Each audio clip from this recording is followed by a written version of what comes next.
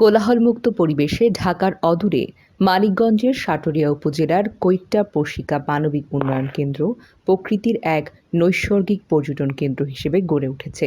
ইতোমধ্যেই কেন্দ্রটি official meeting, conference, seminar, শিক্ষা সফর, প্রশিক্ষণ ও পারিবারিক বনভোজন আয়োজনের জন্য একটি আদর্শ স্থান হিসেবে মানুষের কাছে পরিচিতি পেয়েছে।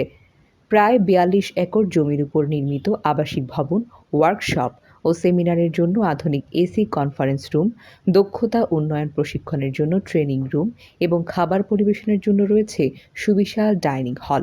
এই ক্যাম্পাস ভবনের পরিবেশসম্মত নির্মাণশৈলী, সবুজের ছায়া ঘেরা নৈসর্গিক সৌন্দর্য মুগ্ধ করার মতো।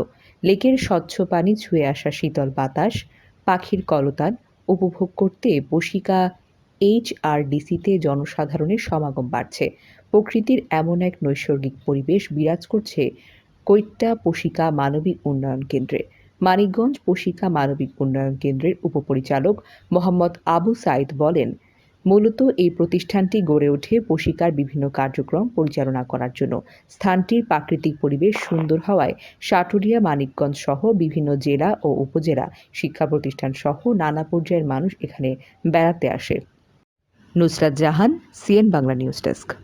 এনারা সরকারি বেসরকারি কলেজের শিক্ষক, বিশেষ করা শিক্ষক আছেন এবং বেসরকারি কলেজের শিক্ষক আছেন। এদের উপরে আইসিটির উপরে একটা ট্রেনিং চলতেছে এডুকেশন মিনিস্ট্রি। তিনটে ব্যাচে এখানে 120 জন শিক্ষক আছে। আর একটা ট্রেনিং চলতেছে, সেটা হলো যে ডাটা ম্যানেজমেন্ট এইড। ওনারা প্রাথমিক শিক্ষার উপরে ডাটা কালেকশন করার জন্য মানিকগঞ্জ জেলাকে বেছে নিয়েছে, মানিকগঞ্জ এবং নরসিংদী জেলা।